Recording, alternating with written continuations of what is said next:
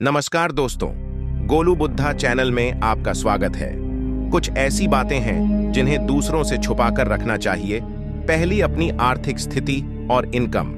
अगर लोग आपकी अच्छी इनकम के बारे में जान जाते हैं तो कुछ रिश्तेदार, दोस्त या परिचित आपसे आर्थिक मदद मांग सकते हैं। इससे आपके बजट पर असर पड़ सकता है और संबंधों में तनाव आ सकता है।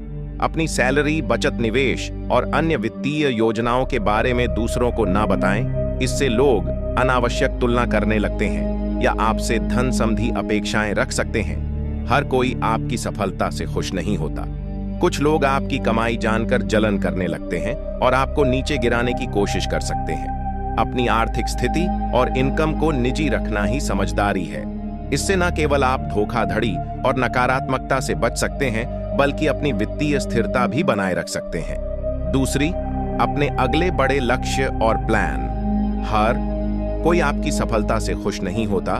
कुछ लोग आपके सपनों और प्लान्स को देखकर जलन महसूस कर सकते हैं और नकारात्मकता फैला सकते हैं। इससे आपका आत्मविश्वास कमजोर हो सकता है।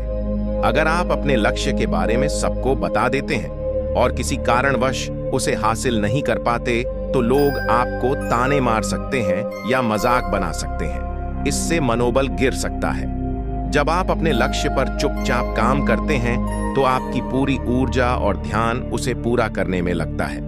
दूसरों को बताने से अनावश्यक बातचीत और ध्यान भटकाने वाली चीजें बढ़ सकती हैं।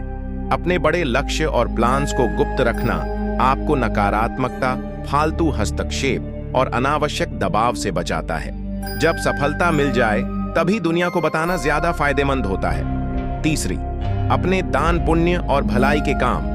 दान पुण्य और भलाई के काम समाज को सशक्त बनाने और जरूरतमंदों की सहायता करने के महत्वपूर्ण माध्यम है।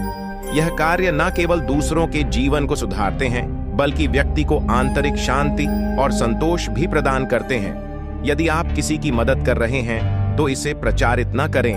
सच्ची दानशी तब होती है जब इसे गुप्त रखा जाए।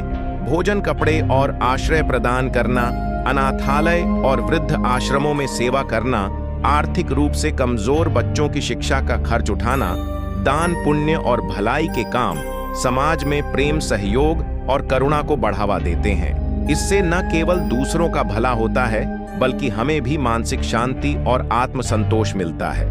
इसलिए हमें अपनी क्षमता के अनुसार सेवा और परोपकार के कार्यों में योगदान देना चाहिए। चौथी, अपने पारिवारिक विवाद, घर के झगड़े, निजी समस्याएं और रिश्तों की बातें दूसरों से साझा करना गलतफहमी और अफवाहों को जन्म दे सकता है।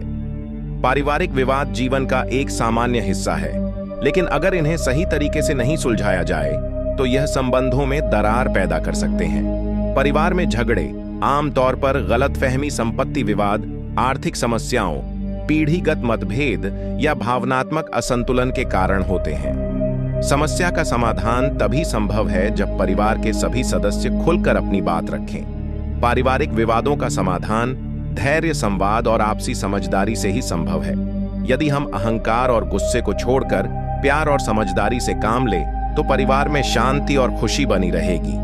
पांचवी, अपनी आध्यात्मिक साधना और पूजा पद्धति। अपनी आध्यात्मिक प्रथाओं और ईश्वर से जुड़े अनुभवों को निजी रखना चाहिए। यह व्यक्तिगत आस्था का विषय होता है।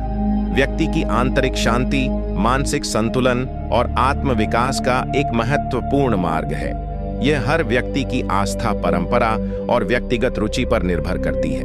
केवल पूजा करना ही आध्यात्मिकता नहीं है, बल्कि सेवा करना भी एक श्रेष्ठ साधना है। गरीबों, जरूरतमंदों की मदद करना, प्राणी मात्र के प्रति करुणा रखना, अहंकार, लोभ और क्रोध को त्याग कर सत्य, अहिंसा और प्रेम का पालन करना।